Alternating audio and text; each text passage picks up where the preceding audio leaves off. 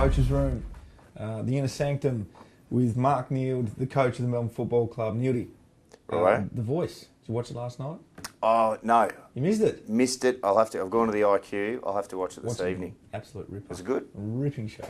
3 daughters, Neildy. Since the age of 19, he's been a father. 20. 20? Studying at the time and playing football and doing all of that. Correct. Would have been a busy time for you. It was, Robbo. It's a very busy time. Very busy time. That's okay. Just going to be good time management and just concentrate on what you need to concentrate on. Yeah, right. Okay. We're well done on that now. Oh, thanks, Russell. That's two excellent. other daughters he's got. Speaking to one of them on the weekend at Joey's, because one of them plays netball for the club that I coach. Kicked 10 goals too. Just slip that one in. Flat track bully. Yep, big time. So you've kicked 10 against St Albans. Yep. And how are they travelling? They haven't won one yet. Okay, so they haven't won. The week before, just quickly remind me, who did you play? There's St Joseph's team. South Barham. So how are they travelling? On top of the ladder. On top of the ladder.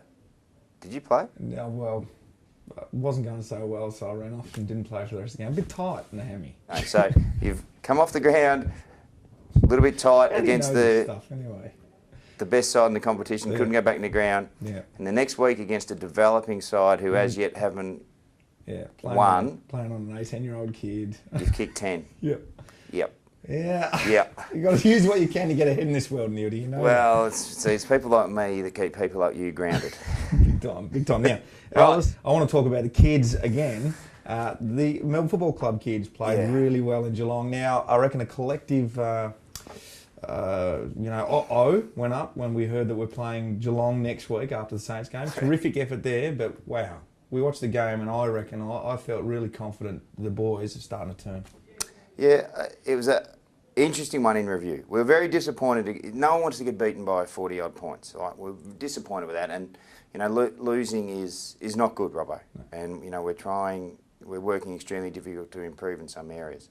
That said, the competitive nature of the players that went down to Cardinia Park, we were really pleased with. We drove away from there and then had our thoughts confirmed when we did the review tape. The effort of the players, we weren't critical of any effort. We've got some areas to improve in terms of our game, but if we feel as if we can get better at some basic defensive principles and keep the effort that the boys are showing, the tide will turn. I felt we were led really well by Jack Trengove and Jack Grimes, both part of the midfield rotation, our highest possession getters. I thought that's really important.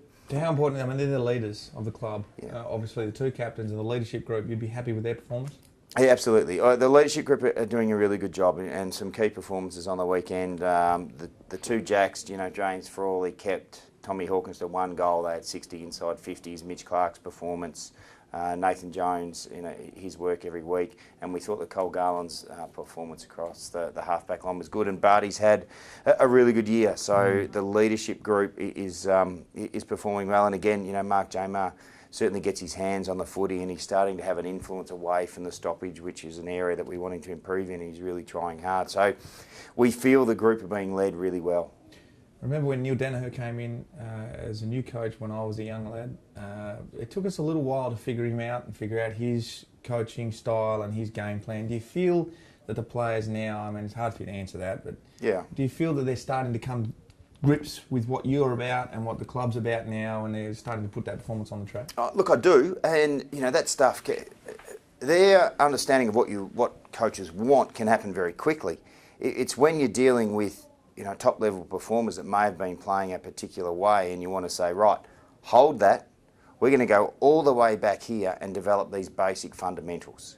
And that can be hard, and it's certainly something that you need time to change, in particular the experienced players, because they've been set in playing a particular brand of footy, and we're saying, look, hold that, we'll get back to that, but what we're missing is back down here, some basic defensive principles. Now let's go to work at those. Yeah. So in cases like that, Robbo, it's not unusual to find that the younger boys will pick it up first. That's just human nature, and I think that's what we're finding at the moment. Fair enough. The game before the Geelong-Melbourne game, Casey played in the reserves, had a really good victory. There was a lot of stuff going on there, but pleasing. What's he kicked for? Liam Jarrah's back. Ricky Petard's in good form. Viney showed a bit before he got hurt.